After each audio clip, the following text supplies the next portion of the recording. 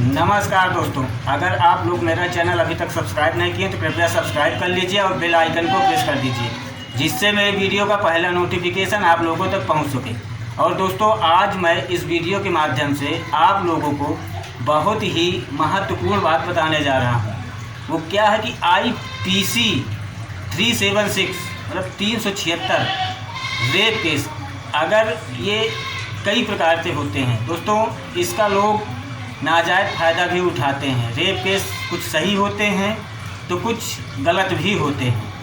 अगर आपके ऊपर कोई झूठा इल्ज़ाम रेप का लगा दिया है तो उसके लिए बचने के क्या उपाय हैं, कैसे बच सकते हैं आप, और जो आपके ऊपर केस किया है वो जेल कैसे जाएगा, ये पूरी प्रक्रिया आज मैं आप लोगों को इस वीडियो के माध्यम से बताने वाला हूँ। तो दोस्तों, अगर आप लोगों को वीडियो अच्छी लग जाए तो शेयर ज़रूर कर देना, क्योंकि शायद आपके शेयर करने से कोई लोग और देखेंगे तो शायद उनकी लाइफ में कभी ऐसे प्रॉब्लम आ जाए। क्योंकि ये जो 376 केस होता है IPC का, ये बहुत ही संगीन है। एक ये संगीन जुर्म ही नहीं, बहुत ज़्यादा संगीन जुर्म है दोस्तों। अगर ये केस लग गया है तो इसमें आप लोगों को ज़मानत नहीं मिलनी है। पर अगर आप लोगों के ऊपर कोई झूठा इल्ज़ाम लगा दिया है तो उससे बचने के तरीका मैं आप लोगों को बताने जा रहा हूँ, तो गौर से सुनिएगा दोस्तों। जब ये केस कोई आपके ऊपर झूठा इल्ज़ाम लगाता है तो उसका कुछ ना कुछ उद्देश्य तो ज़रूर होगा। ऐसे किसी के ऊपर कोई रेप केस नहीं लगा देता है, उसका लगाने का कोई ना कोई नज़रिया होगा, आपसे उसका कुछ मकसद होगा। या तो आप आजकल का जो टाइम चल रहा है, लड़के लड़की रिलेशनशिप में रहते हैं और बाद में क्या होता है कि अलग हो जाते हैं, मनमुटाव हो जाता है, तो उसके बाद वो क्या करते हैं कि उस पर रेप केस लगा देते हैं, जिससे कि लड़के की करियर पूरा चौपट, सत्यानाश। तो दोस्तों, अगर आप लोगों के साथ ऐसा कुछ हुआ है तो मैं उसका आपको उपाय बता रहा हूँ। आपको करना क्या है कि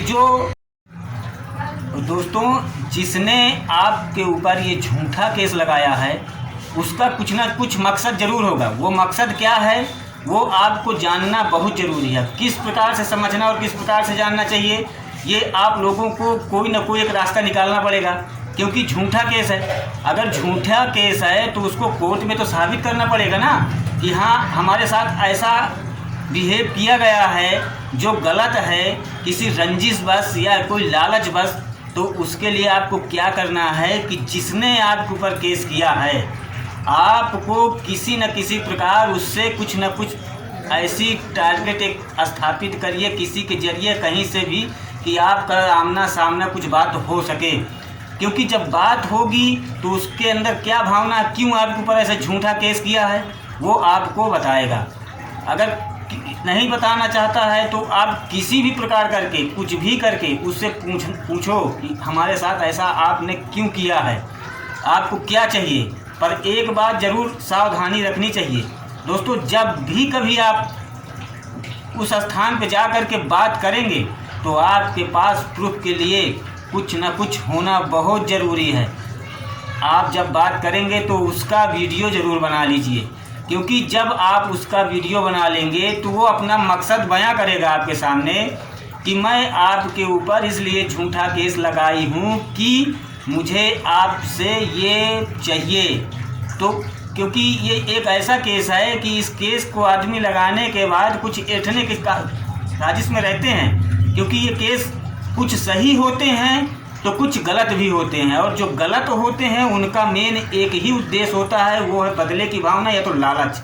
अगर लालच पैसा मांगता है या कोई बदले की भावना से कोई अगर अपने जुबान से कुछ बयान कर रहा है, आप उसका वीडियो बना लिए हैं, तो ये समझ लीजिए कि आप केस जीत जाएंगे और आपको जेल नहीं होगी। क्योंकि झूठा केस है, अगर झूठा केस को आप साबित कर सकते हैं तभी आप बच सकते हैं, अन्यथा आपको इसमें ज़मानत नहीं मिलने वाली है। क्योंकि ये एक ऐसा केस है कि महिलाओं के लिए बहुत ही सख्त बनाया गया है, क्योंकि आज का जो दौर चल रहा है उसमें महिला कानून बहुत आगे है दोस्तों। तो अगर आपके साथ भी कोई ऐसी घटना घट रही है तो आप ये सावधानी ज़रूर बरतिए। अगर आप लोगों को ये केस से साफ़ सुथरा निकलना है, अगर आप झूठे केस में फंसे हुए हैं तो इसका मात्र एक ही जरिया है कि जिसने आपके ऊपर ये केस किया है उसके पास जा कर के एक ऐसा कोई सरकारी प्रूफ लीजिए कि जिसका वो बयान कर रहा हो। मतलब कि एक ही उद्देश्य है कि उसका आप वीडियो किसी प्रकार भैया बना लीजिए। अगर आप उसका वीडियो बना लिए हैं तो ये समझ लीजिए कि आप तो छूटेंगे ही, पर अगर उसके ऊपर आप दावा करेंगे तो वो जेल जाएगी, क्योंकि वो आपके साथ गलत कार्य किया हुआ है। और कोई भी गलत कार्य करते हैं तो अपने भारत के संविधान में उसको माफ़ी नहीं है। मात्र एक ही चीज़ होती है और वो है क्या? सज़ा। तो दोस्तों, अगर आप लोग सज़ा दिलवाना चाहते हैं तो किसी भी प्रकार प्रयास करके आप जा करके किसी भी प्रकार बात करके सामने लाइए, और तभी आप इस केस से बरी हो सकते हैं, अन्यथा कोई बचने के उपाय नहीं हैं। तो अगर दोस्तों आपको वीडियो अच्छी लगी हो तो मेरे वीडियो को शेयर करिएगा और कमेंट ज़रूर करिएगा। कोई किसी भी प्रकार की दिक्कत हो कोर्ट में तो आप कमेंट करिए, उसका पूरा उपाय मैं आप लोगों को बताऊंगा। धन्यवाद।